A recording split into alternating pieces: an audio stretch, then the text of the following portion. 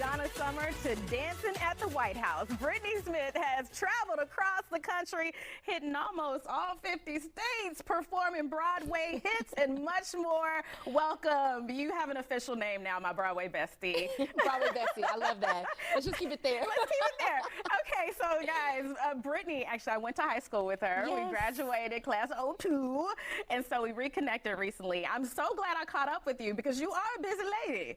You are a busy lady. And let me just say, so happy and proud of you and all the things that the show is doing. This is such a beautiful full circle moment. Yeah, same, all the things. So let's get into your whole career because it's been more than 12 years. Yeah, and that's just on tour. Yeah, specifically. Wow. Yeah. Wow. So how did you get into performing? Well, of course, it was just something that I loved to do. I was the dramatic child growing up, and so my parents, do what every parent does, right? Put their kids in the things that they see them excelling in and dabbling in and finding interest in. So I trained in voice and in dance and acting growing up, but I think the major mark that made me have the bug, the bug bit me. I saw the original movie Sparkle. Oh, yeah, that'll do it. I was 9 years old. I grew up in a musical family. My mother sang and played instruments and all the things, and showed me the movie Sparkle when I was 9 years old, and I was like, I want to do that. Yeah. See, a lot of us got bit with that bug after we saw Sparkle, but we didn't necessarily have those skills like you. Now, you have always been able to sing as far as I can remember. You actually signed with Matthew Knowles and everything. Yeah, that was a really awesome moment in my life. I was dancing for the Houston Rockets at the time, so I was a young dancer then, and yeah, I got into a girl group with two amazing women. I'm still very, very close to them now. They are my sisters for life. And we would, gosh, I'm telling my business, we would sneak in and out of the facility where Matthew's record label was housed. Oh. And we would, and not, not necessarily sneak. We knew someone there, and we would rehearse and things like that. Anyway, we ended up getting on a showcase that he would host every year, and he signed us, gosh, very soon after that. He had wanted to have a meeting with us the next day. So a lot of my performance quality, a lot of my songwriting ability, a lot of my determination and kind of will and things like that in the industry was really groomed and honed while being signed to Matthew Knowles. Yes. Let's talk about some of your most memorable productions. And do you have a favorite? Oh my goodness, and it's so hard to choose from because I've done so many really cool things. I'm gonna have to give that one to Donna Summer. Just being able to travel the country playing this iconic, legendary singer, a woman, and really being able to delve into her life story outside of the music that a lot of people that grew up or had a vocabulary of the disco era knew and loved was just amazing. It was so much fun, and I think the biggest takeaway from that, I got this huge co-sign. Her family came out to see the show when we were in Nashville on tour, and her daughter, Mimi, looked at me after and she said, "Thank you for studying my mother." And that was like the biggest co-sign, and I was like, oh, I'm gonna be a star now. Yeah. It's official. Yeah, so playing Donna Summer was incredibly rewarding. I love that. Now, with all those hits, I'm sure there were some challenges, staying in the industry like musicals and performing. Let's be real, this industry is beautiful and awesome and amazing, but it can be fickle just because of the nature of shows, right? And my career is audition based.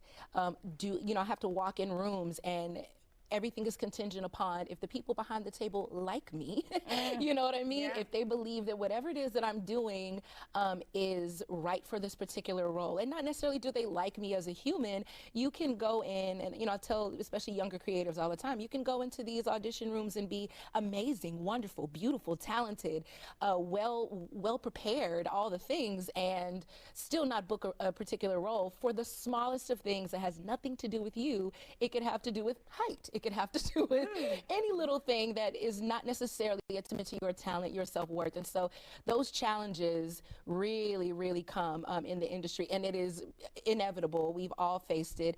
And so you really have to find those ways to speak to yourself and to be able to give yourself grace, give yourself that self-love, and like I like to say, not be married to the auditions. Go in there, do your thing, and be able to leave and move on to the next thing, going, if it is meant for me, it will happen. And, you know, and beyond the deep stuff, sometimes you have to just hype yourself up like, I know I'm good. Yeah. I know I'm great. Yeah. I know I'm worthy. Sometimes it's something as small as affirmations, to where you can go, I'm great, I'm worthy, and I'm gonna leave it right there. You know, what's meant for me is for me, and sometimes I have to, in my mind, play over my own resume. You've done X, Y, Z, so you know that you're marketable, you know that you're worthy, you know that you're built for this. Go get something to eat. I love always picks the mood up. Right? Yeah. Yes.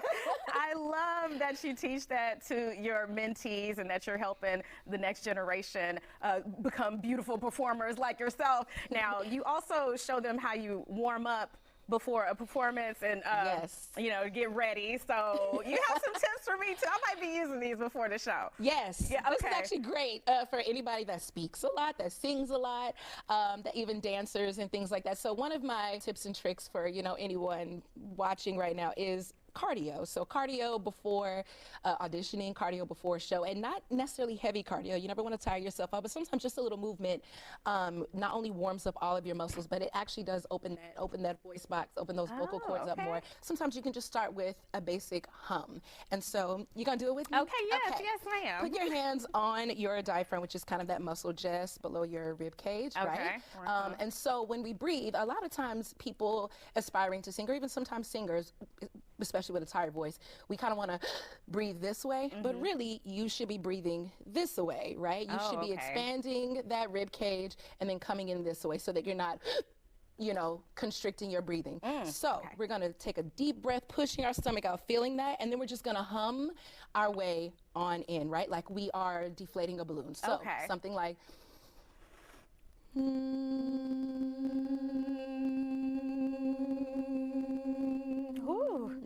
It's ooh. Yes. And you can do that several times, several pitches. Make sure you're taking like a really deep breath. Another one that I love is called a lip trill. Okay. It's like my favorite. Just a right? Wait, let me. Yeah, and it's a lot more difficult than it looks, right? Okay. Yes, so just try a basic. Gotta make sure you're moisturized, right? Moisturize the situation. Okay.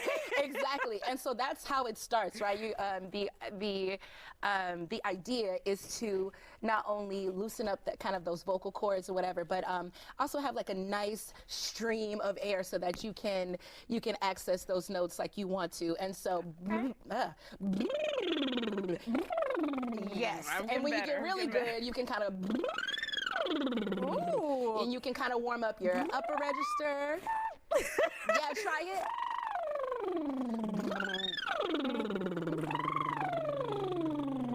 You want to go as low as you can, high as you can.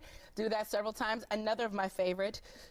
Oh, wait, let me get my handy straw. You got your handy straw. I got my handy straw, okay. Sometimes I do this in water because I'm a kid, but you can just do this without water. And again, this is more so streamlining your breath control, making sure that you're having a nice open stream of air, because that is really important. And you're just gonna blow through it. Okay.